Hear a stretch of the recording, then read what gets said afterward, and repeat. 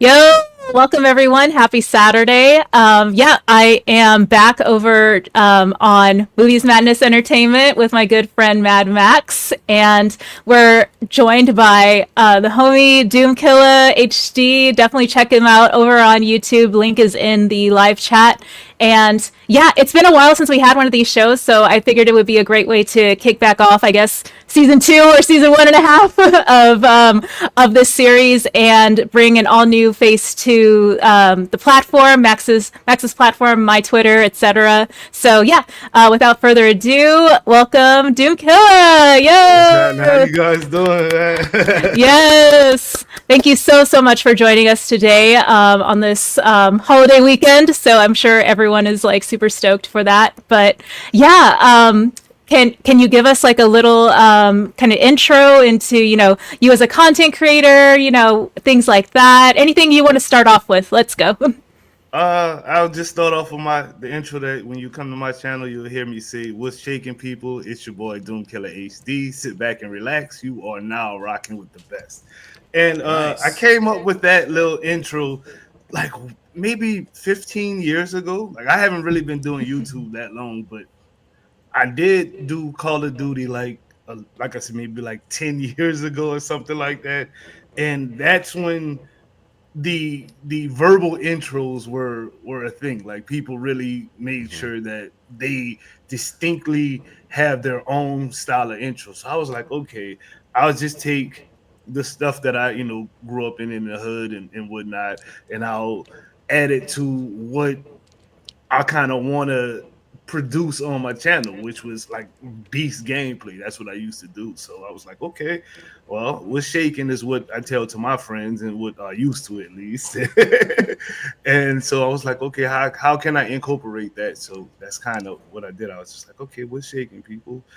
I'm Doom Killer HD, of course, and you are rocking with the best, which is me. So I that's like how it. I did I that. might adopt that. What's shaking, everybody? In the chat. In the chat. What's shaking? No, I love it because I listen to a lot of like local hip hop and R&B stations. So yes, that's like one of those intros that or Mhm. it reminded me of like how DJs are like you're not rocking with the best or like Yeah, exactly, yes. exactly. And yes, I really resonate with that for sure. But I know like this is super random, but not really random for you, I'm sure, but like also for like our folks in the chat and on Twitter and X. But yeah, another really awesome thing about your platform is that you're also a musician, and we're definitely gonna get into like some more detail around that because I really would like to hear more about that for sure. I'm gonna lower my mic because it is a little loud. Oh, no worries. but Uh, yes. Music with me is I'm from New Orleans, Louisiana, the home of birthplace of jazz and whatnot, rhythm and blues and stuff. So I was pretty much born into music. I got a lot of family that play music, do music, produce music. So it was like I've had a piano in my house since I was 3 years old, and like that type of stuff. So I taught myself how to play the piano, did music going through grade school and stuff like that, like with the marching bands and southern marching bands. Like I don't know if y'all know how big it is in the South, but like being in a Yes. marching band in the South is like it's huge. It's almost like being a part of a football team if you can compare the two. Like it's Hmm. pretty huge down there. So I did music my entire life. So when I was first starting YouTube, I didn't actually start out doing gameplay. I started out doing intros for other YouTubers. Like Oh, cool. yeah, like I so need some y'all were help. talking about we need a new intro. I'm like, you got the right guy in the building right Okay. now. But and that's kind of how it started. I started out doing like cool little intros for some of the bigger Call of Duty content creators back in the day. Um and it was pretty easy to incorporate because I mean, if you like something and you have a talent at doing it, you're going to make the best of what you can do doing so. And that's kind of what I did. So I made like I think I did over 50 intros for different Call of Duty creators and like mine. I started doing Minecraft creators back in the day. It was kind of crazy, and I stopped doing YouTube for about 10 years or so. It just wasn't feeling it anymore. And a video game came out of like during the pandemic. It was the Marvel's Avengers game. I'm a huge comic head. So I started playing Marvel's Avengers. It wasn't the best game, but it was the best game for me. I enjoyed the hell out of it. It made me actually want to create content for it. So how do you get back into creating content after not doing it for 10 years? I just pretty much did the exact same thing that I did with my Call of Duty channel, which was start making intros for people, getting to know people in the community. There's people like High Ruler, Lejeune, Taladia, all of these cool cats. And, I made intros for, a couple of them, and then sneakily started dropping little bits of content, gameplay, shorts, reels, or whatever you want to call them. And then full-fledged started doing content creation again full-time.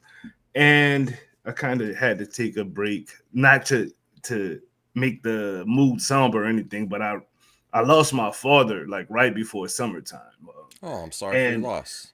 Oh, thank you. Appreciate it, boss. And that kind of just killed any creative bones in my body. Like I was just kind of, I'm going to take a break. I literally just had a cool group team type of thing going on. It was called Doom Squad Gaming. We had about 25, 30 awesome content creators. I kind of had to just step away from all of it and just focus on myself. You know what I mean? Focus on my family, focus on just getting my mental capacity back to what it was. And this is actually the first podcast that I've done since then. And I'm so hype about it because it puts me back in that element. It allows me to converse with like-minded, smart, intelligent, beautiful people like you two. You know what I'm saying? So I definitely appreciate the invite. Wish it could have happened sooner. I had some plans that the one time we were supposed to do it. So I'm happy that we are here today, right now, doing it, because it's a great feeling. So thank you, Max, and thank you, Rhea, for allowing me to join you guys' platform. Oh, great! Yeah, you coming on inspires us to get back into it too. It's being a content creator is a constant thing where that's part of the show where Rhea came up. She has a wide net of people, positive people, and inspires each other to get. You're getting us inspired to create again too. This show was on ice for a little bit, so we're very happy that you're our guest. It's great to hear how you got started into gaming and music. Is there, now you're talking a lot about Call of Duty, is there any game, like one of the first games that really got you, or one of the first, like I like on my channel, I go back and collect old music CDs, cassette tapes, and video games. Is there something you remember, like one of your first albums or one of your first games that really, like, wow, I love this. This is like, I like talk about your first music CD or cassette tape, or how far do you go back? What did you rock with back in the day? Cassette tape, CDs, vinyl? Oh, I'm old, bro. I might look a little young, but I'm look young. I can't old. Tell. What was your first? Okay, what was your first 8-track then? No, I'm just kidding. No, not that old. Not that old. Damn near. No, not that old. Okay, what did you have first? Vinyl or cassette or it's CDs? Cassette for me. Cassette. Yeah, I love cassettes. The first game that really made me be like, okay, I really, really like gaming. Yes. It's, believe it or not, is the original Mario from Nintendo. Like, sure. I can remember playing that game with my little brother and him not getting a turn because he was Luigi and it was one at a time. Was hard. So like that game, I mean, it taught you competitiveness. It, gave you pretty much the first open world game, you know what I mean? Like where though it's a side scroller, you could choose which levels you wanted to go to. You can skip and go straight to 6, or you can go do the dark levels and 3 on level 3 and stuff like that. it was a cool game. Then Mike Tyson Punch Out. That was Yeah. another one. I'm like really aging myself. I know this, but it's all good. Mike Tyson Punch Out, not being able to beat the hippo guy for King forever. Hippo. King Hippo. King Hippo. Then you Yes. finally figure out how to beat King Hippo. Yeah, and you that get was. to I Mike got Tyson stuck on him and too. yeah, it was so bad. I don't know if I've actually ever beaten Mike Tyson in that game. I think I just gave up. You know what? I'm done. Music. It's so much music. Like I said, I have family members, like older, younger. Every aspect of my life is literally surrounded by music. So, like, I'm trying to think of the first album that really got me into hip hop, and I liked hip hop before. Like I liked hip hop a lot. Like I had all of the cool tapes and whatnot. But I think the tape or the single EP or whatever you want to call it that really stands out to me is, and I know I'm aging myself, but Nate Dogg and Warren G's Regulators. Oh yes, it's the G Funk. Yes, and it was mostly Nate Dogg because that's the kind of style that I really gravitated to. That Cool. melodic, but still having serious lyrics to go with it. And like me and one of my little cousins, y'all can remember, we sitting in my grandmother's living room, got the little boom box turned up, and he's rapping all of the Nate Dogg parts, and I'm rapping all of the. Actually, he was doing the Warren G, and I was doing all of the Nate Dogg parts, and like that's a memory that I have that really resonates with me as far as music that made me love music, and it was probably that song, dude. It was just good, It was just too damn good.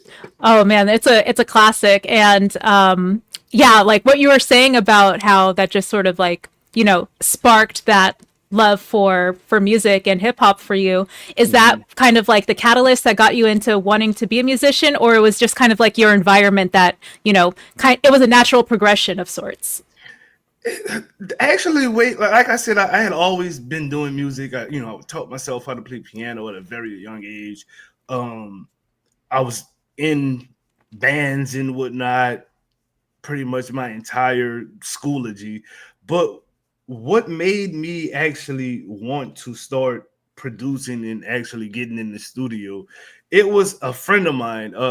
I didn't actually start doing that until college. So I went to college, went to Grambling. Shout out to GSU, went to Grambling State University, and I met a guy, and he had one of those electronic keyboards where you can record your whatever you play.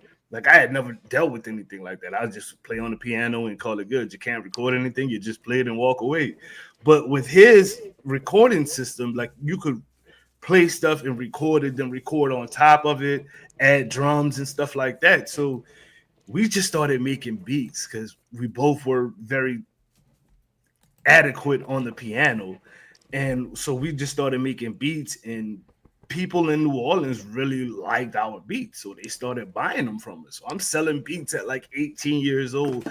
Really no clue what I'm doing. It's just the stuff that I hear and I like, or I made up in my own head and, transferred it into this keyboard. And it kind of got hard after that. It's like, okay, you're selling these beats now. How do you promote your beats? So I'm like, okay, I need to figure out a way to promote these beats. So I was like, well, let's just make a rap song and we'll, promote it that way. That way people can hear our beats over this song. Because people sometimes they just have issues with just listening to music without any kind of direction to it or anything. No words, no anything like that, especially in New Orleans with the type of music that I was making. So we just put some bars over the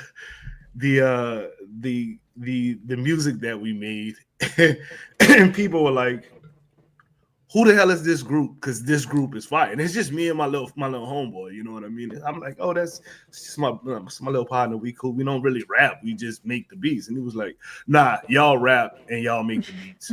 Come over here. We're gonna show y'all what to do. So that's kind of how I got into actually making music. I was signed to a local label called Monster Music way back in the late 90s, early 2000s. That's how old I am. So, Cash Money 99 coming from the 99 to 2000. Pretty much, yeah. Around that time, like I literally used to hang around with Lil Wayne and those guys, and I wasn't rapping or anything. That was just literally schoolmates and stuff like that. So that's how long I've been in the game as far as music is concerned. And so, you know, I tried that for a little while. We did okay. I mean, that wasn't really my goal. My goal was just to make the beats. And so that's how I literally got into making music for real. But I ain't gonna lie to y'all, that I don't like that kind of environment. It's a little bit too much pressure for somebody like me. I'm real laid back. I like to have fun. I don't like all of the pressure that came with, you know, you have to get 16 songs done in this deadline, or you're going to cost us a budget cut or something like that. I'm like, oh, I'm like 19 years old.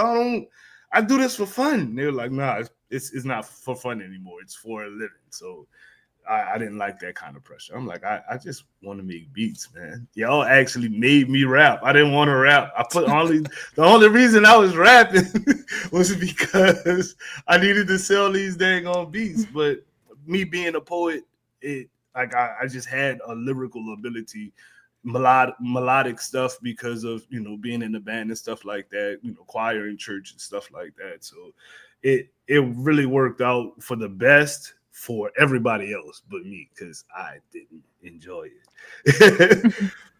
I know I've already told you guys how I kind of integrated the music with my channel and stuff like that. So I kind of find it a lot more enjoyable to do it that way, where it's not a lot of pressure. It's like, you know what? I like this game. Let's give this game a cool song. Or, you know, let's talk about my experience in this game with a song. And that is a lot more gratifying because it's people who like what you like. You know, I like my gaming and I like my music, and I'm able to put them together. And for somebody to be like, yo, that's some crazy lyrics you put on, or I really like this game and this song helps me get through this game because I'm feeling so hyped listening to it, and you're talking about what's happening in the game while I'm playing it, and like messages like that just sends me through the roof. You know, it gives me that big Kool-Aid smile. I don't know if y'all can remember the Kool-Aid man, but see, remember. I'm old. I'm throwing myself back. Let me stop. I'm older too, man. You're not that old, no. But yeah, I actually did want to kind of touch on, like, how did that get you started into content creation? And you kind of, you know, gave us a little intro on it too, where, yeah, folks just gravitated towards your personality and ability to commentate over your gameplay. And I think that's the biggest part for sure too, because a lot of content creators, like me, for example, I try to over optimize my work because I'm kind of a perfectionist and kind of OCD about it, but it's really not about that. Like, people are going to watch your, you know, content, whether or not you slap it together or whatever, because they like your personality most of all. So yeah, I'd love to, you know, kind of hear more about that, how you started to build your community and where it took off from there.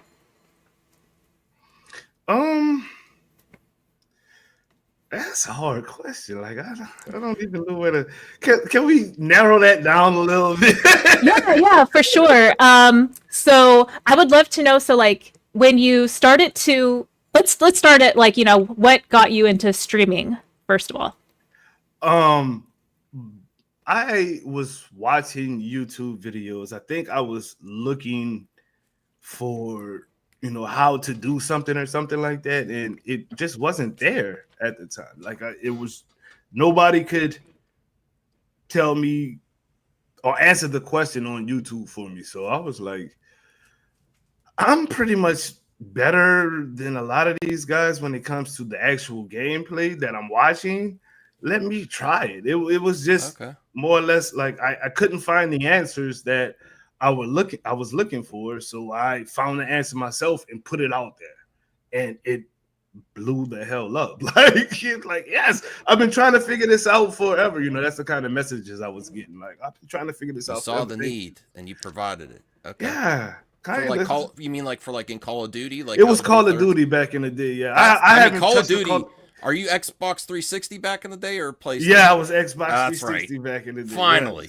Yes, yes. We have to. We're hard. It's hard to find Xbox anymore. People always trashing Xbox lately. I own the PS5 and I own the Xbox Series S and the X. Actually, I actually have an S and an X. I play my PlayStation more than my Xbox, but I don't hate Xbox. Like a No, lot of people, I either I for love the PlayStation. I love the community aspects of Xbox better. I like like the Xbox Live and stuff. It just Mhm. feels better for me. See, I would say that because like my friends list on Xbox Yeah. is way bigger than my friends list on Yeah. PlayStation. Way bigger. And it seems to me that I was closer to the people on Xbox than I am Yes. with There's PlayStation. something If that about it. makes any sense. I Yeah. don't know. No, for but sure. Yes, I did actually want to get into like what are some of your favorite games that you like to stream? Because I know you stream more than just, the competitive online shooters and stuff, but Mhm. I know that's kind of like where your platform kind of took off. But yeah, can you give us some, backstory on some of like maybe even like your more modern, maybe in the last like maybe 10 or so years games that like really kept your, spark going as far as like continuing to create content and being like kind of this modern the modern gaming platform. um like I said, I it was Marvel's Avengers came out in 2020 during the pandemic that really made me want to like get back into YouTube, especially streaming, because I never used to stream back in the day. Like back in the day, streaming was way harder than it is now. Like there was no Stream Yard or Stream Labs or anything like that. It was like only OBS, and you had to have certain setup to do that. And I was like, I don't like you couldn't stream directly from your consoles or anything back in the day. So I never really streamed. I just made like videos and music videos for gaming back then. But in 2020, Marvel's Avengers came out, and like I said, that game just it made me want to stream it. It made me want to produce content for it, and which led to because I'm again a big comic head. It just like led to other games like Guardians of the Galaxy.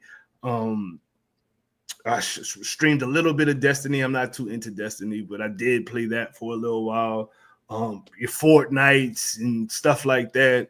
Um, the next game that I'm actually really looking forward to streaming is Marvel Rivals, which Mhm. drops December 6th. I think Rhea, you were in one of my streams where we were discussing Marvel Rivals, and you were I like, "Oh literally have my never god!" heard of this game and it looks amazing. Yes.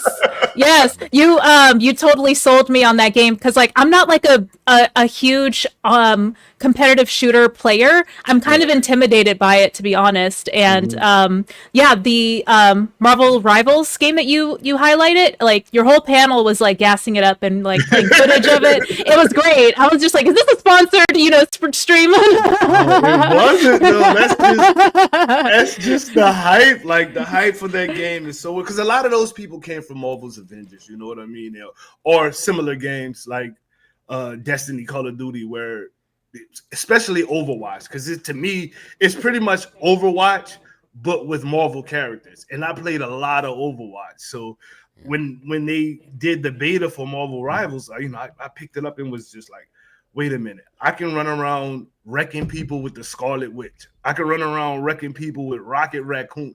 These are all the people who, like comic books and TV shows and movies that are super popular right now, and they're in a video game that is popular because Overwatch is super popular.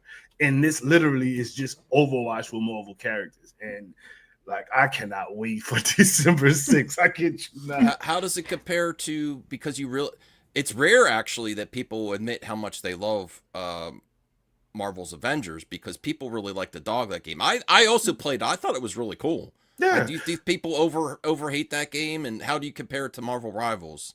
Because Marvel Rivals and Marvel's Avengers is completely two different games. Like, you can't. There's really no comparison to them. Marvel Rivals is actually a competitive third-person shooter, but it's not. It's a shooter, but it's more of a power-based shooter than like your normal guns and whatnot. So, and knives and things like that. You know, you instead of shooting the AK-47, you're blasting people with magical powers or superpowers that you inherited from a celestial or something like that. So, but with Marvel's Avengers, it was just the fun thing about Marvel's Avengers was it was really no competition. It was just fun going beat up the baddies with your friends. And that the people who like Marvel Avengers, that's what they liked about it. You know what I mean? A lot of people that hate on Marvel's Avengers, or if you go and look on any thread these days, it was like, oh man, I actually missed this game. This game wasn't as bad as I said it was, and yada yada yada. And I'm like, that's cool, but it I don't know. People like what they like. You don't have to hate on something because you don't like it. Like, there's this video game called Control that all of my friends love. You'll never hear me speak about Control because I don't like it. So why would I speak about something that I don't like? I get my first initial impressions of it. Yeah, this game isn't for me. And you never hear about it on my platform again, because what's the point of, joining pretty much the woke mind virus haters or whatever? You know what I mean? Like, forget all of that. Like, I don't got time for the negativity. And that's just how I live my life. I'm like, man, like, you can't, the more angry you are, the older you're going to look. And I'm 45 years old or 44 years old. Oh, wow. So, I thought I was older than you. No, I'm 44 years old. I'm a little bit younger. You look younger than I do. See, because I don't have no anger in my heart, man. I used to. Not hatred or anything, but I used to be more critical. And yes, so that's a cool point to go off of. You come to the internet now to celebrate stuff instead of focus on it's not worth it. It's going to age you. You're saying, yes. It's when you get free time to do this, you want it to be about something you like. That's awesome. Yes. I have a full-fledged family. You know what I mean? The time that I have for content creation and gaming is very limited. So I work a full-time job.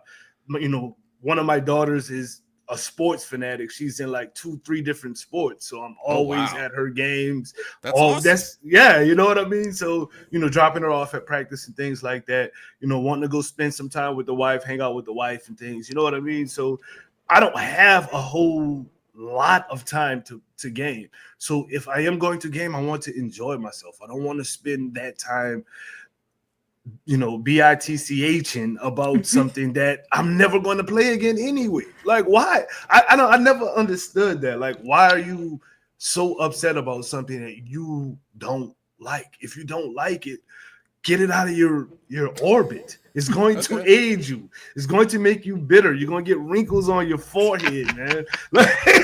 Yeah. No, you're right on this, you're honing in on what gravitated me towards your platform, because I don't want to get too over sentimental, but something about how you bring communities together and how you bring different content creators and voices together. It really resonated with me, because that's a big passion of mine, and a big reason why you're here too, because I love introducing new voices and new folks, even if they're not content creators, just new opinions, new points of view, new stories, new backgrounds, folks that come from different parts of the world, just to kind of this bond of camaraderie around things that we enjoy. That's one of the biggest reasons why I continue to, participate in, communities on YouTube because folks like folks like Doom and Max kind of like, restore my faith in humanity. Like, yeah, it is worth it to do it. So yes, I did want to, clap you up for sure because your platform is all about inclusivity and acceptance and just hyping each other up. So yeah, that's like the biggest thing for me that I wanted to shout you out for sure. No, I Cool. definitely appreciate it. Thank you, thank you. That actually happened during the Marvel's Avengers era. Like it was a bunch of cool content creators who I had been watching for a while as I was doing my own thing, and it was I can't remember exactly what. Oh, I remember what happened. They kind of went back on their word. It was supposedly they weren't going to microtransaction the hell out of us, and they ended up doing so. So I got some of the biggest content creators in that genre, the Marvel's Avengers category or whatnot, to all come on, one show to discuss how we felt, the community felt, and things like that when it came to what was going on inside of Marvel's Avengers. And like it became a almost like monthly thing that we would do it like a round table with different content creators. And I was like, you know what, I actually like this. So I, instead of just doing the big guys, I want to kind of do some of the smaller guys too. So I would have like 1 week we do like a round table with all of the big guys, and then the next week we do like a minority report with some of the channels who were smaller but still have voices. So I always I didn't get into this thing by myself. I had to get help. So that's kind of what I kind of base my channel off of, is helping other people grow as well. You know what I mean? Like I didn't want to be selfish with this things. I know some people get into the business and they only care about what they're doing in their own channel. And I kind of wanted to be different, so like I made sure that I was putting all the voices out there, not just the top echelon of voices in our community, because I mean, like you can go to their channel and hear them all the time, but you may not have heard of a Taladian Plays who is an Never awesome heard of him. creator. Yeah. Never heard. And you know what? He's a good friend. He's a good friend. I know, Max. That's why I'm laughing. But he wasn't big on my side of it. So I was like, let's get Taladi on here. Let's get a couple of other guys on here. Let's get a few females.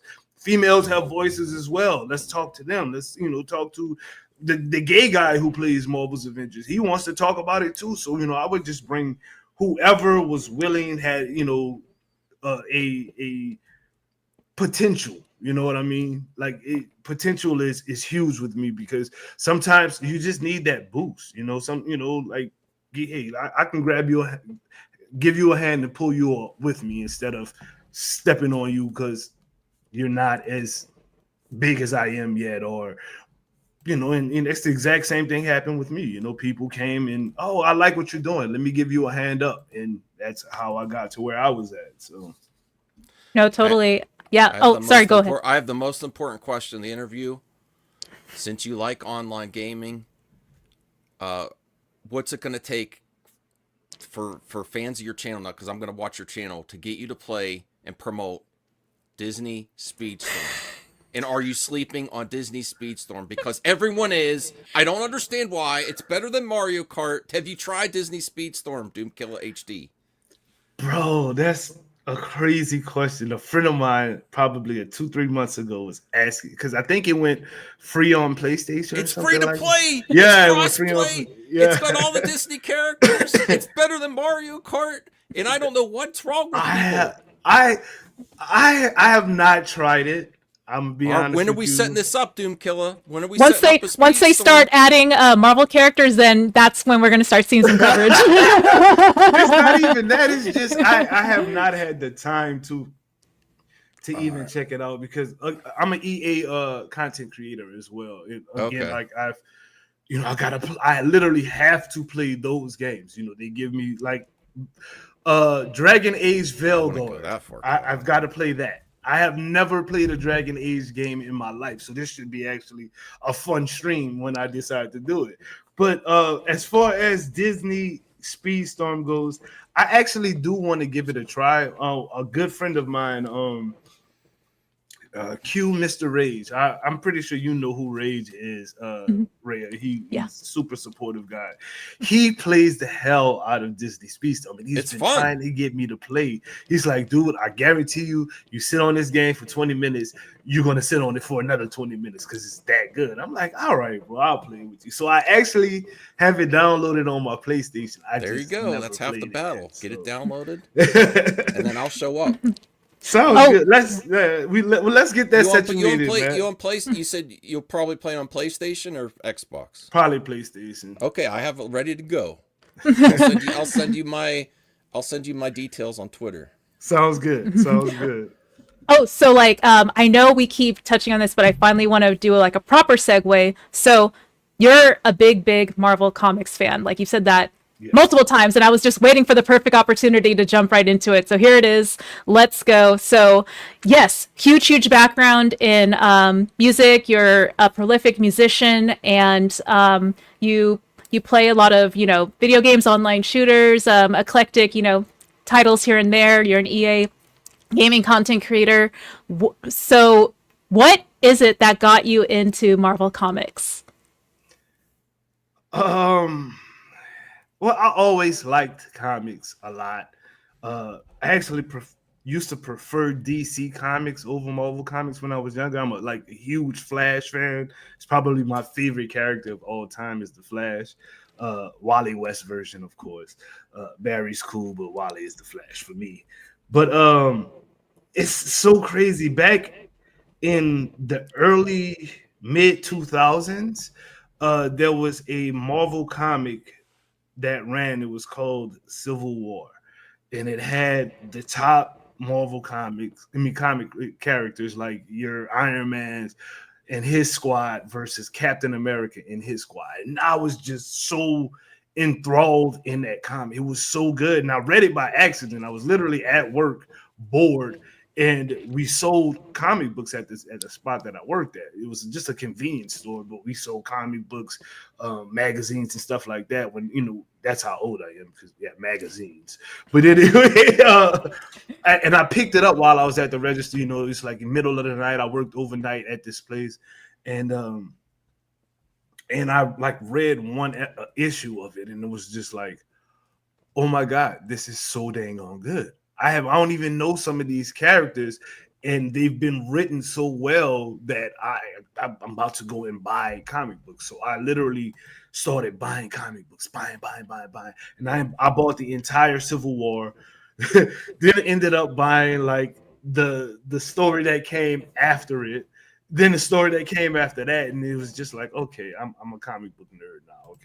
That's just how it is. So the Civil War comic that dropped in the early 2000s, Captain America versus Iron Man, really drug me in took me by my nose and this is what you're going to be doing for the foreseeable future. Now, I have not read comics in a while. I kind of just skim through to make sure I'm caught up with everything. But I think that is something I want to bring to the channel. So thank you for even saying that, Rhea, because I kind of want to bring comic shorts or something like that. What's going on with the comic world today type of discussion, or maybe in shorts or reels or something like that. So that's how I got into comics, and that's kind of how I want to stay into comics, if that answers your question. No, it definitely does. And I had the opportunity on a couple of your shows to chat more about, I guess, modern adaptations of comic book movies, especially with Marvel. And like you mentioned earlier, you're someone who enjoys talking about things that you like. And right. You're not going to give your platform space to talk about things that you don't like, because there's only so much, time that you have, and you want to spend that, not, raising your cortisol levels, talking about things that make you upset. So yes, perfect segue into what is one of your favorite Marvel, whether it be MCU, etc., IPs in the last 20 years, and then we'll start to funnel down to more modern stuff. So what is my favorite just like Marvel story in general, just like or adaptation, whether it be like a TV show, movie. Oh, favorite adaptation would have to be the cartoon Avengers Earth's Mightiest Heroes, Oh, I love that. EMH. Yes, really good. What they did in that dang on TV show was amazing because it was almost an identical adaptation from the comic books, but it was modernized. Like in the MCU, when you get the Avengers, you get Avengers that weren't Avengers first. Like you get your Hawkeye and your Black Widow, who actually were not on the team when the team initially began. It was Thor, Hulk, Ant-Man, Wasp, and Iron Man was the original Avengers team. Then they brought in Captain America after they thawed him out. So they 6 Avengers is right there. So in the MCU, you've got a completely different. I ain't gonna say completely different team. You've got 2 additives, which is Hawkeye and Black Widow, who came way later in the Avengers. That that's to the masses, that's the base Avengers team. But the Earth's Mightiest Heroes took like straight from the comics. They were like, okay, we're going to give you Ant-Man, Wasp, Thor, Iron Man, and the Hulk, and we're going to do it like we did it in the comics, but with a futuristic take on it. And it was so damn good. Like the storytelling in that in that cartoon was like it could have been on Netflix. That's how good it was. So that's probably my favorite media when it comes to Marvel.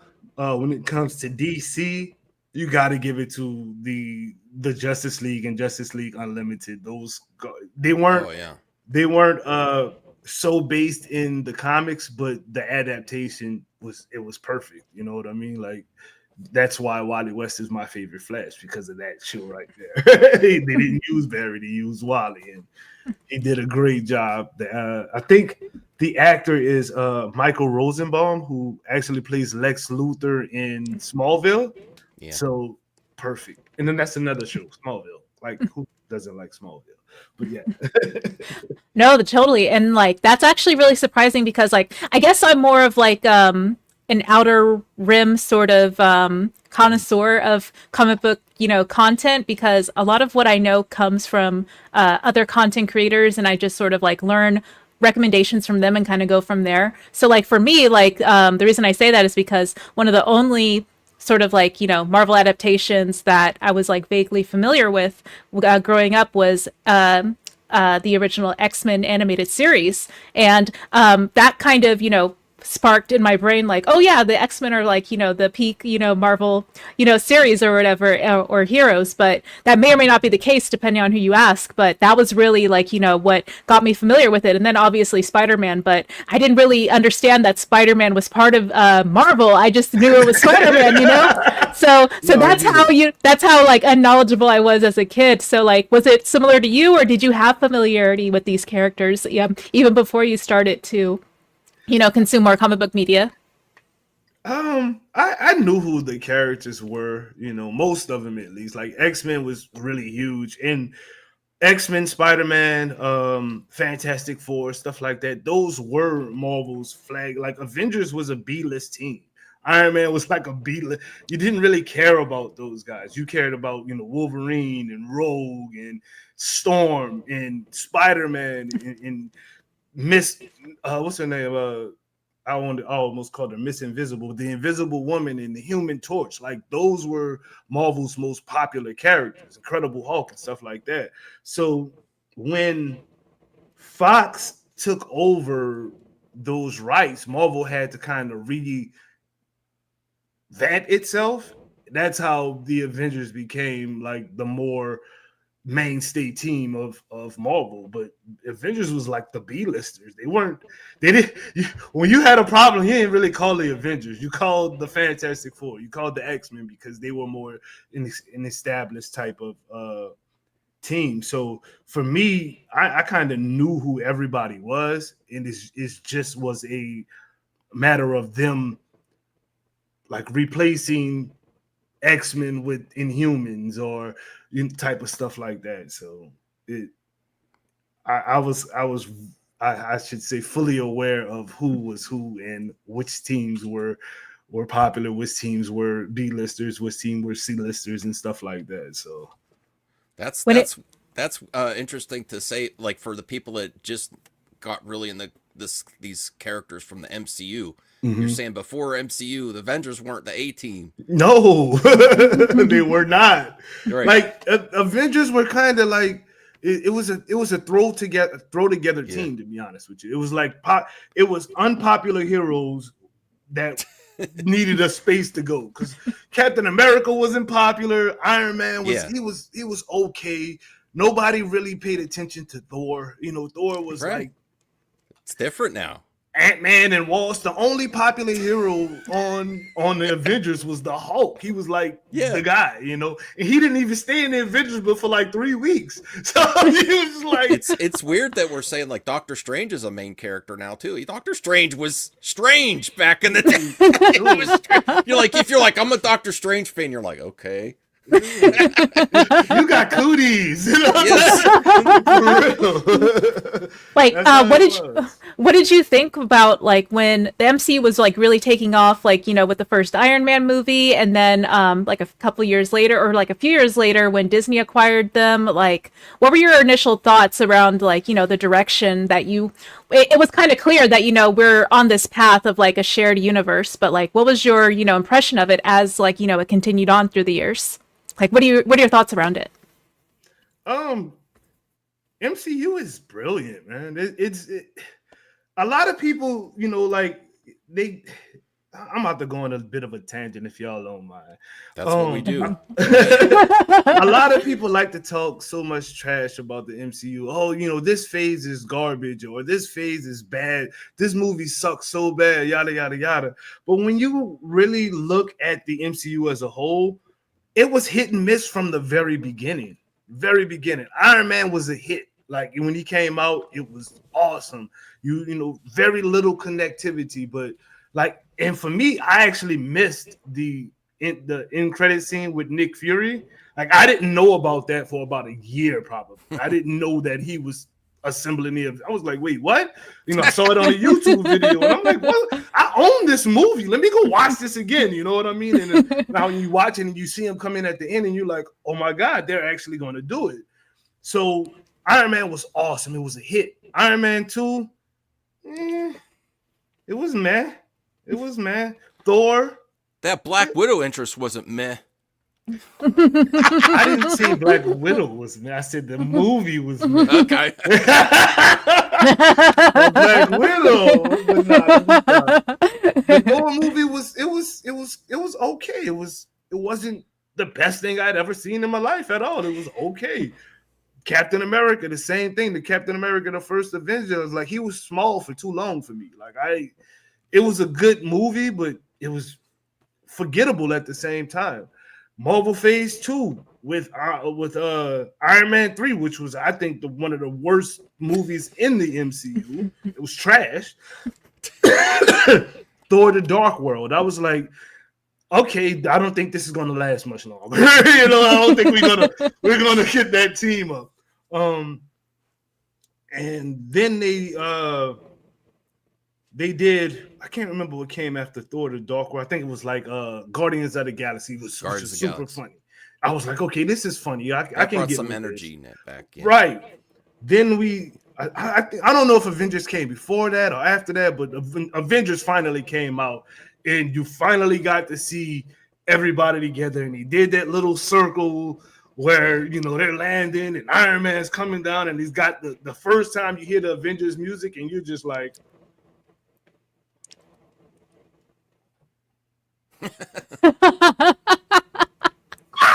you're literally screaming. Like, I was internally screaming for like 5 minutes in the movie personally. And that was a hit. I think Guardians of the Galaxy came out right after that. Then we went into Captain America and the Winter Soldier, and that's when the MCU really started boiling. They started cooking at that point. They put the wrist work in that. And it went uphill, and you got to Avengers Age of Ultron. You got, that was meh. It was okay. It wasn't Avengers, but it was all right. You know what I mean? So a lot of, and it went on up and down, just like that forever since the first phase. So for the people who are like, oh, MCU is no, they're trying new stuff. They're always trying something different. They use the same formula, but they come at you. Oh, So- I think you froze a little bit. Okay. He's back. Oh, am I It froze good? up for a second. Yeah. Oh yeah, you froze. Yeah. Oh crap! Well, I don't know what I was saying when I froze, but pretty much, it's MCU has always been hit and miss. It's never just been a consistent banger after banger after banger, which is how media is supposed to be. Everybody isn't going to like everything. You know what I mean? I enjoyed the Eternals movie. That movie is critically rated trash.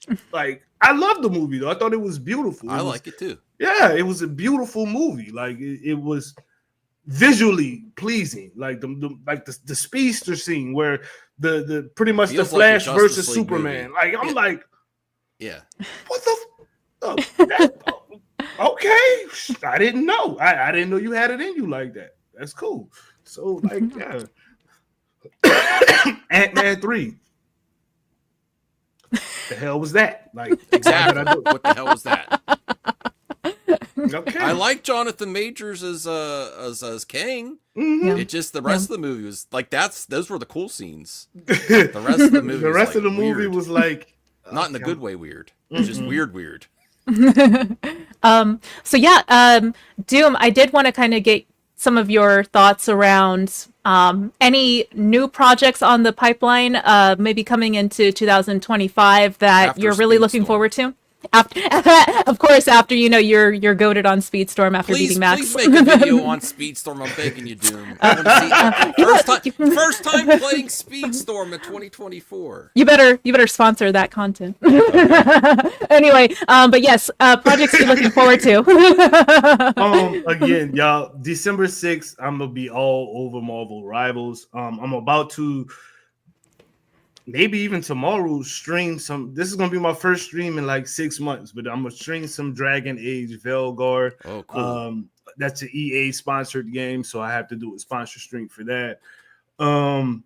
Games that I'm looking forward to. I don't know what I'm actually looking forward to. I'm just more or less looking forward to getting back into the gaming content creation era. I want to do a lot more talk shows, like get to know people in communities and things like that. So I think that's where my audience really, and what they really enjoy is me talking to other people and getting their points of view, because I talk a lot. So they kind of want to hear other people talk on my channel as well. That's why Rhea Max, you guys are always welcome to come on when I'm doing shows, because I'll take you up on it. People like to hear. That's what makes you a good streamer personality too, because you can keep the conversation rolling. There's no lull or drag in the content. Like for me, when I watch people stream, it's kind of like a podcast, so like it's like a solo podcast. There's multiple things happening on the screen, and I can kind of listen in the background, because folks like you, for example, like you're very talented at keeping the conversation topical and entertaining and engaging, even when I'm just like passively listening to it. So that's another really like strong talent that I like to clap people up for, because a lot of times I feel like there is like folks that have like a screen presence, like you and Max, for example, like you're very compelling to watch, and so that's another reason too that I love supporting creators who are fun to watch and who make me feel good about, me supporting their content and their talking. So yes, I just wanted, clap you up for that, because it is really challenging to kind of find your niche and, find your confidence in like, like what content you want to create and keeping it going and stuff. It's fun to like take a break here and there, and, keeping yourself motivated to do it is a big challenge for sure. So I'm really looking forward to your big return for sure. Yeah, I'm excited about it. I don't want to even call it like a return because like it's so crazy. I had literally took a couple of months off from content creation. It was right like I had just disbanded Doom Squad game and had everybody go and do their own thing. So I kind of took a break and I came back and it was like this big return. And then like a week later, my pops passed. I was like, what the hell? So that kind of I don't want to do a return. I just want to sneak back in Sneak. back in and I'm not even going to like promote it super crazily. I'm gonna just pop up, I'm gonna be on the stream playing some Dragon Age, and if people want to come check it out, they can come check it out. Now I suck at streaming video games and talk. Like I will pause the video game so I can talk. That's how bad it is. but I would rather do that because I truly enjoy the interaction with the people who your followers, your subs, your members of your channel and stuff. Like I like that interaction. I think like the content creators who can acknowledge who's in their stream and talk to them and things like that.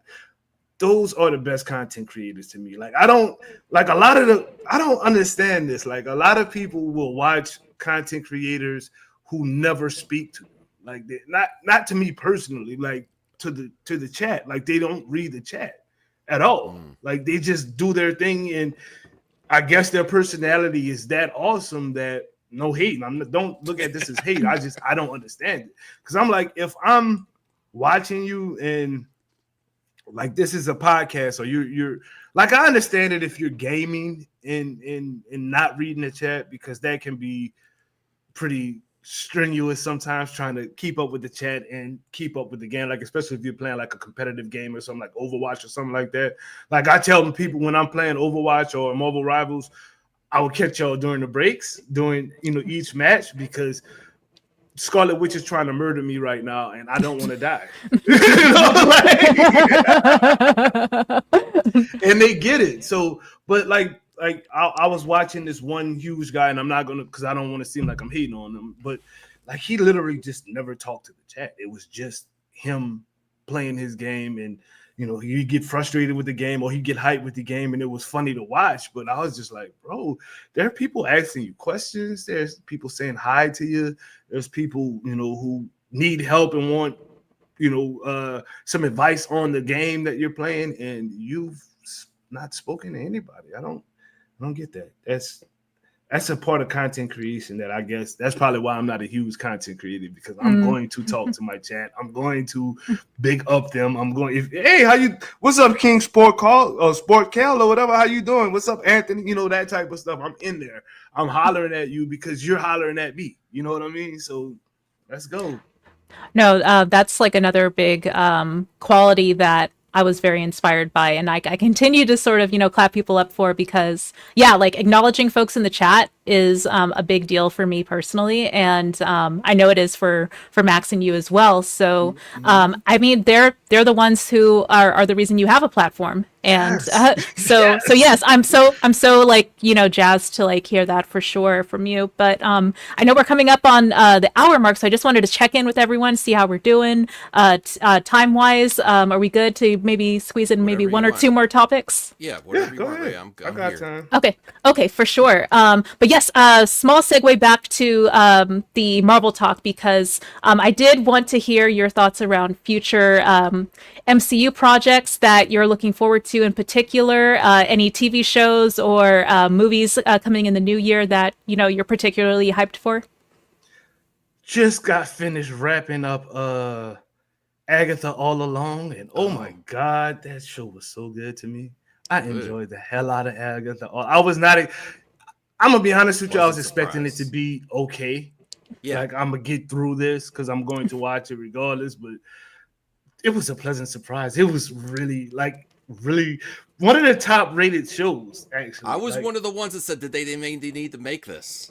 I was like, and I hate being that person, but I'm just like, oh, okay. But that was the big thing. No, surprised everybody. Yeah, I'm cool with Paul Tassi, writer for Forbes. He was on my show a couple of times, and he was even like, this is what how they say, who asked for this? Like, who asked for this show? He was one of those people, and then you go look at his article. Now he's like, yeah, this is one of the best shows the MCU's ever put out. They did the damn thing, and I agree. Like, Agatha All Along was so good. Looking forward to Captain America with Sam Wilson being Captain America this time around. The movie, to be honest with you, doesn't look like super spectacular. I think it's just going to be a grounded, solid movie, and I'm hoping that's what it is because Anthony Mackie, also another New Orleans representative, he's a great actor. I just hope they give him the script, along with Harrison Ford, to make this movie a good movie. I'm really hoping it's a good movie. Also, Thunderbolts. My favorite Marvel character is the Sentry, and he's going to be introduced in this movie, which is, it's got a bunch of cool, pretty much B-list characters. You got Black Widow, Yelena Belova, or whatever her name is. You got Bucky in there. Everybody loves the Winter Soldier, Ghost, and whatnot from the Ant-Man movie. You got the full Captain America. What's his name? U.S. Agent is going to be in it, which dude plays the hell out of that role. He's like the best good bad guy you could possibly ask for. So I'm looking forward to this movie breaking expectations because people are like, who asked for this again? And I'm hoping that they give them the Agatha All Along treatment and be like, we didn't ask for it, but we definitely needed it. So as far as MCU, that's what I'm looking forward to. Superman Legacy, James Gunn. A lot of people I guess a lot of the Snyder fans are really hating on this movie. I can't stand those Snyder fans. Let it go. Move on. Bruh. Stop. Move on, Snyder fans. This is completely satirical. It's satire. It's satire. Calm down, everyone in the chat. That's why I'm Same. joking. Oh, okay. I was like, don't let Taladia hear you say that, bro. No, I'm just as much of Snyder bro as he is. But I also am looking forward to James Gunn too. Like, yes. Yeah, same. Well, see, you're not a toxic Snyder fan, and that's awesome. What? Bro. Toxic Snyder fan? What's that? 90% of the fan base? I don't know, bro. Sheesh.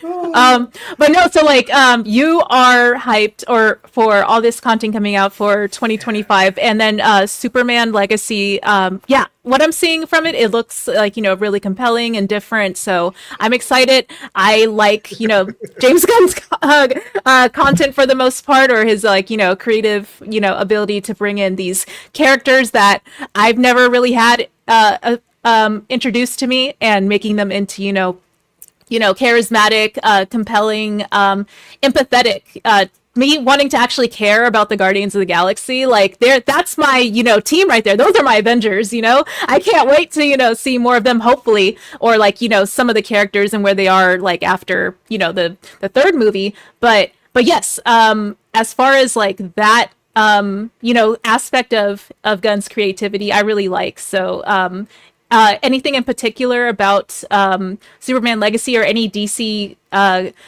content that has kind of sparked your interest outside of that?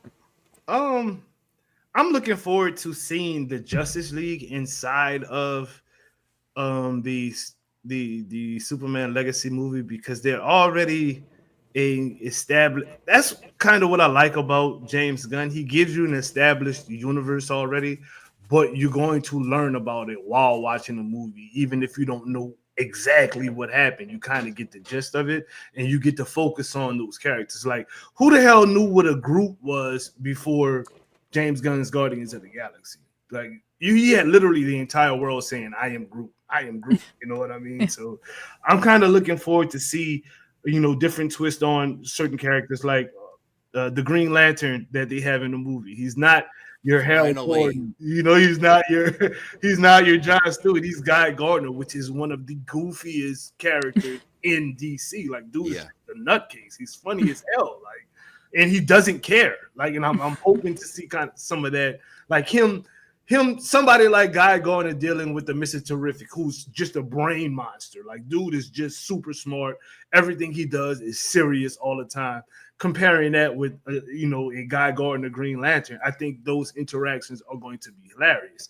You've got Hawk Girl, who's a straight warrior. She's pretty much a Wonder Woman with wings. Like, she is an ass kicker, if I can say that on your channel. Sorry, but she's a butt kicker. You know what I mean? So you've got somebody like that who's going to be interacting with Superman, who's the symbol of justice, and I might beat you up a little bit, but I don't want to hurt you. Hawk Girl would smash you with her mallet so fast and wouldn't care.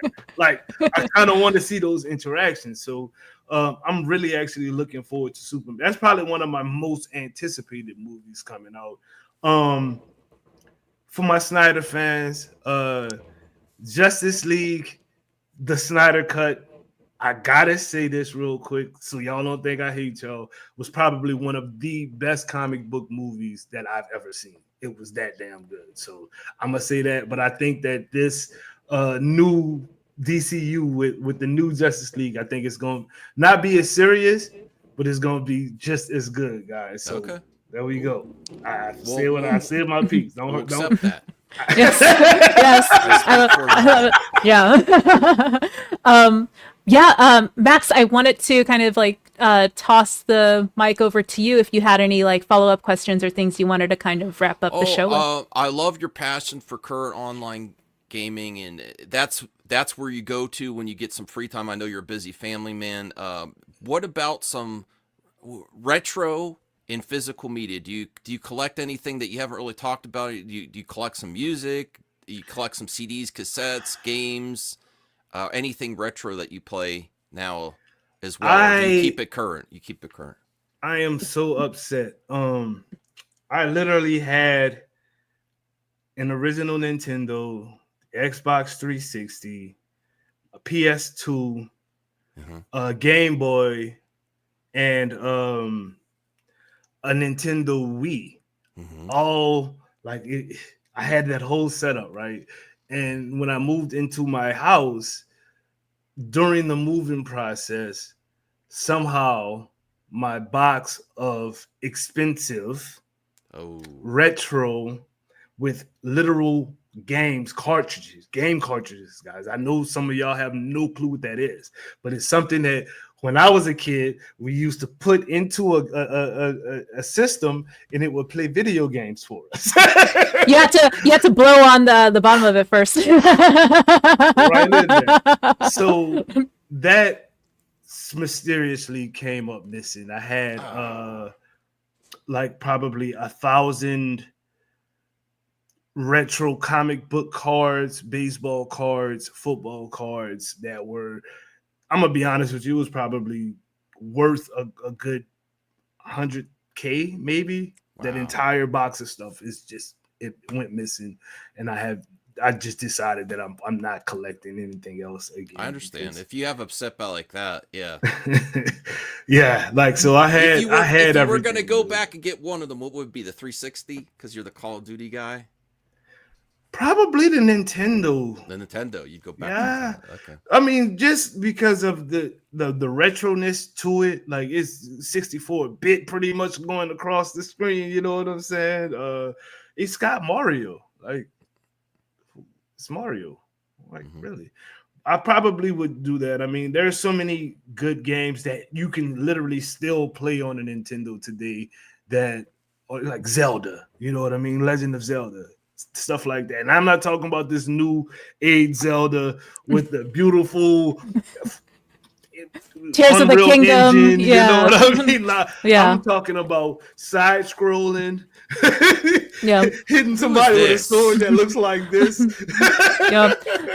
There's a reason why these games keep being released every console era. Like you don't really see like older Xbox titles as much, you know, getting like remasters like every generation, things like that. Like people like me, for example, I tend to, you know, rebuy games for every console because I'm a Nintendo fangirl. Like they have direct access to my wallet whenever there's something new coming out, especially first party. So yeah, that really, like, you know, resonates with me for sure. Like to just have the opportunity to go back and like get just one relic that, you know, kind of, you know, means the most to you, even if it's not like the highest end or most expensive or like, you know, valuable possession ever. It's just like, to me it is like, you know, in you know, like my memory bank for sure. Right. But yeah, definitely. So yeah, anything else you want to give us a heads up on as far as like your what to look forward to from you? Or I don't want to put too much pressure on a hard timeline, but definitely, like, you know, give us some like, you know, context. No. Well, I'm definitely looking forward to playing Speedstorm now. Max has drilled it into my head that that's the game. They have Nightmare Before Christmas right now. That's the Nightmare Before Christmas season. Oh, that's actually a good question. Doom, what is like your favorite original Disney like IP? Incredibles. Incredibles? Disney, oh yeah, Pixar. Disney Pixar. So yeah, yeah. Incredibles. Have an incredible season, Speedstorm. Yeah, they should. Incredibles. Yeah. I love the Incredibles. Yet, but that's on the do list. Oh yeah, the first one was just amazing. That movie. Yeah. What are you pulling out now, Max? A VHS? I can find the VHS of Incredibles. Which there was a VHS of Incredibles? What? Right. It's one of the last. This is the last. This and then Cars. Cars is actually worth like. I remember being part. I'm sorry to take over for a second. I remember being part of the Disney Movie Club where you had to get exclusives, and I remember thinking, why would I buy Cars on VHS? And I wish I did.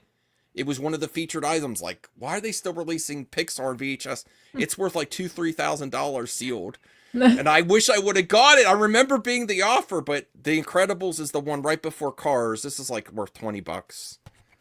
But yeah, it's not even the clamshell. I wish it was a clamshell, but yeah. Wow, Incredibles is dope, you know? Like Lilo Stitch. Somebody wrote Lilo Stitch in there. They have Lilo and Stitch characters in Speedstorm. They had a whole season. Do you have any thoughts around like the modern live action remakes for Disney IPs? Because like obviously, like, you know, we all grew up with like the animated versions, and now for like, you know, folks like, you know, with children and their children have children now, you know, they get these reboots. So like, what do you think about that?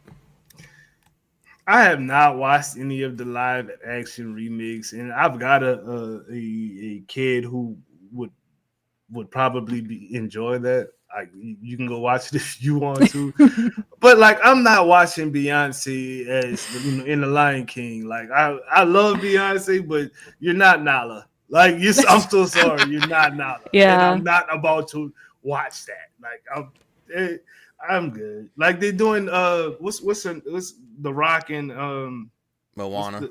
Moana. They're doing the live action Moana, and I'm just like, why? Like, Moana was a good movie. Why would you want to mess that up and go live action? Like, the only thing that I would, I don't know, it's to each their own. I'm not watching it. Yeah. I was just curious. If there was one that you liked. Aladdin and I agree with you. The Lion King was just boring. It was just too much. It looked okay. It just, something about the hand-drawn lions was much better than the ones that look like real lions. It was just a lot more fun. But I would say hidden gems of those, if you ever want to give it a shot for your kid that said you might like them, I would say Aladdin was pleasantly a surprise. Mm-hmm. And Little Mermaid, she was a better Ariel than the old, and I love the old Ariel, but Halle Bailey, so she was the best part of that. It was really good. No, definitely. For me, I showed up and showed out for Little Mermaid and Halle Bailey for sure. Yeah. But yeah, no, this was a really fun show, and thank you to all the folks in the chat. If you do have any, you know, like awesome, you know, last minute questions you want to, you know, shout out for for Doom, definitely do that. And I'll drop his channel link again in the chat for y'all to go follow him. Go subscribe on YouTube, and then I'll also drop his Twitter as well, or X, so that way you can go follow him there too. Figure But, drawing yeah. had a quick question. Are you down with MF Doom, the rapper? Oh, the rapper, man. Rest in peace, MF Doom. I definitely listened to his music. I thought he was super talented. Cool. I didn't like really get to interact with him as I would have liked to before he passed away. But I definitely bumped me some MF Doom. Like he was I ain't gonna say an inspiration because I was doing my thing without knowing who he was at the time. But when people introduced his music to me, I was just like, okay, damn. Okay, yeah, I like this. So yeah, big shout out to MF Doom. Rest in peace, big dog. Totally. Chillmonger has a question. Ask him if Drake was wrong to diss Damar. Sorry if I'm mispronouncing that, but yeah. Do you know anything about the story? Because I don't. I do know a little bit about it, and I think Drake just needs to just take a break. He needs to. I'm saying this like seriously. Like I'm not trying to be funny because like Drake is a talented artist. Like he's a dope artist. Like I listen to Drake's music. You know what I mean? It's always on. Anytime I go to the car and turn on my XM radio, he's on one of these channels. You know what I mean? So he's an awesome artist, but I think he needs to just take a break because what Kendrick Lamar did to him mentally, is like, bro, you just take. It's okay to take a break. It's okay to not be number one all the time. Like, take a break, bro. Go enjoy your son. go eat some French fries or something because you dissing basketball players and you mean mugging basketball players at games because they're not on the team that you stop, bro. Like just come on, man. Yeah. Sorry, go ahead, Max. Oh, Taladia late to the part. Listen, Taladia, he was giving you shout outs to anything at the beginning of the stream, and you get here late. Not cool. No, I'm just kidding. Are you excited for Marvel Rivals with Moon Knight? Yeah, I actually saw that right before I jumped into this podcast. I've been talking about Marvel Rivals this whole damn podcast, bro. Like I cannot wait. That's how we know Taladia was late. Yes, bro. I'm super excited for Moon Knight in December 6th. Like I said, I think that's going to be the most I have streamed ever when this game comes out in December. I'm really ready for it. Like I got goosebumps thinking about it right now. I'm ready. Oh, that's for great, this man. Game. Yeah. No, I like I said, I've seen the footage. I've seen some of this is in-game footage too. It's not like, the Game Awards that'll play you like highly rendered, trailers that look nothing like the actual game. Like, no, there's real footage out there that, looks really, really fun. I also did want to ask, now that we got some more hip hop questions in the chat, are there any current or maybe even up and coming artists or rappers that you are, kind of following or that piqued your interest right now? There's this singing group out of the UK called Flow, FLO. Oh, cool. And these girls can sing. Like all right. I don't really promote R&B like that because I listen to. It's kind of funny. I probably listen to more R&B than I do rap these days. R&B. I don't know why. I'm just because I'm old, I guess. Me too. But yeah. Flow is really, really like if y'all like good singing on up tempo beats and stuff like that, they're pretty good. What would you compare them to? Are there any influences that come to mind? They remind me of a new age SWV. Oh, that's a big selling point for me. Yeah, I'm not kidding, Ray. Like they really are good. Like, and every one of them could sing. It's like 3 or 4 of them in the group, but it's music that you would think will come out today, but they have the vocal talent of an SWV or an Escape or something like that. You know what I mean? Yeah. Where everybody in the group can sing. It's not like no hating on Destiny's Child, but it's not like Destiny's Child where you've got one singer and everybody's the background. Okay. No, everybody has a lead in this group, and they're awesome. As far as rap is concerned, I'm gonna be honest with y'all. Rap has fallen off so hard in the last like 10 years. It's just gone downhill, and I'm looking forward to an artist, Doechii. She sings and raps, but artists like that is who I'm excited about. I'm tired of hearing about how much money you got. I'm tired of hearing about how good you can shake your derriere.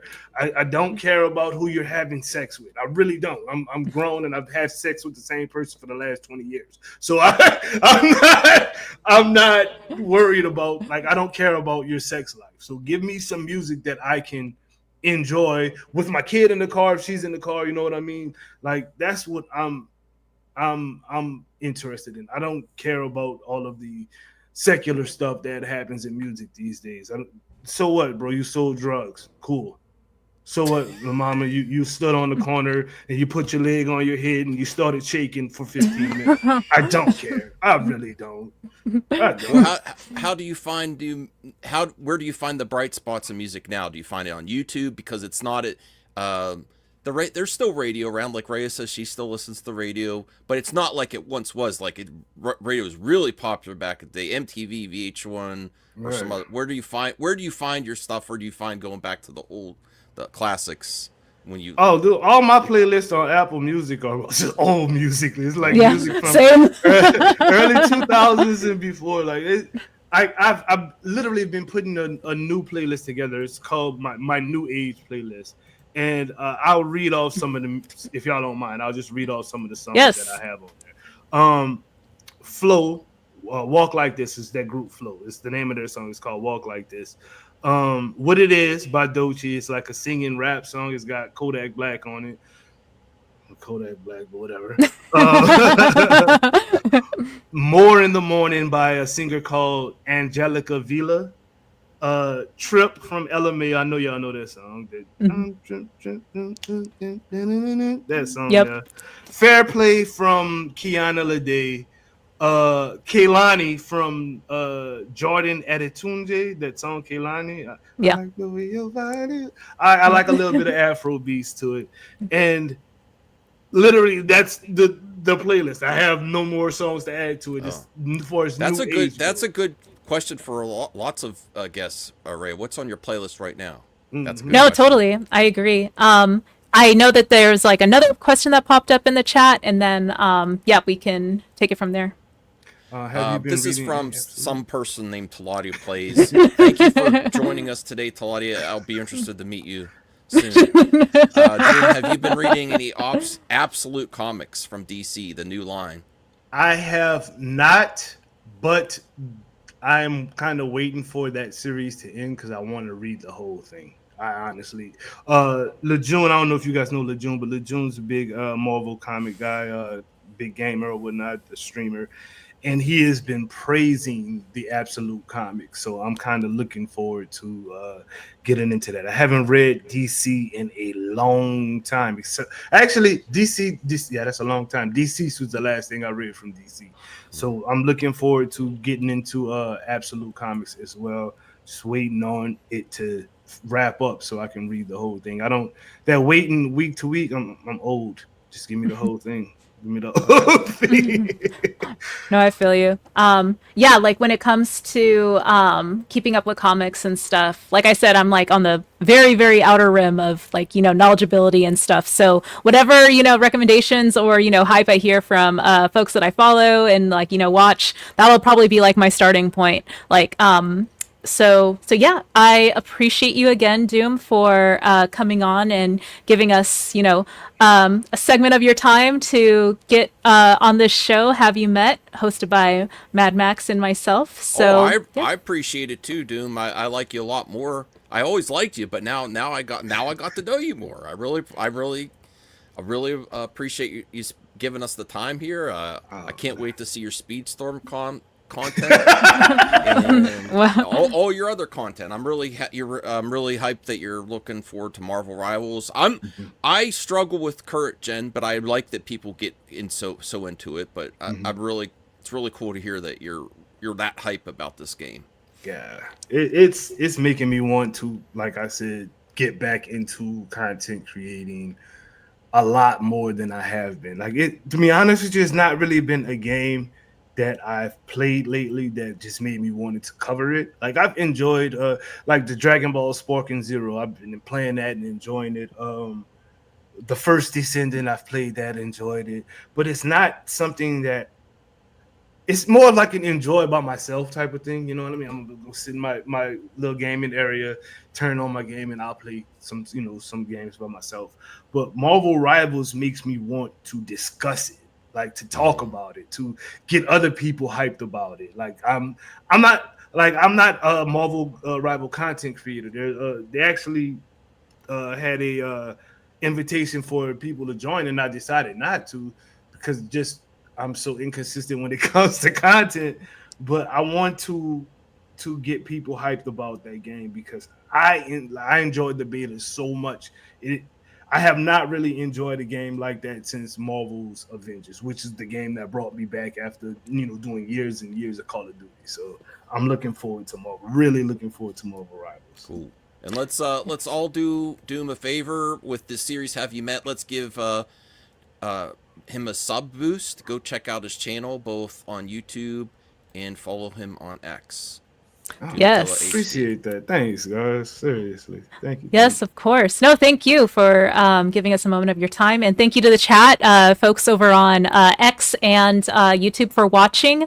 Yeah, we will continue to bring awesome new voices to the channel and maybe some more familiar faces as well, just so you can get a little bit more familiar with who they are as content creators. But yeah, this has been awesome. Y'all have a great rest of your Saturday and holiday weekend if you're in the US. All right, take care, y'all. Bye. All right, bye everyone.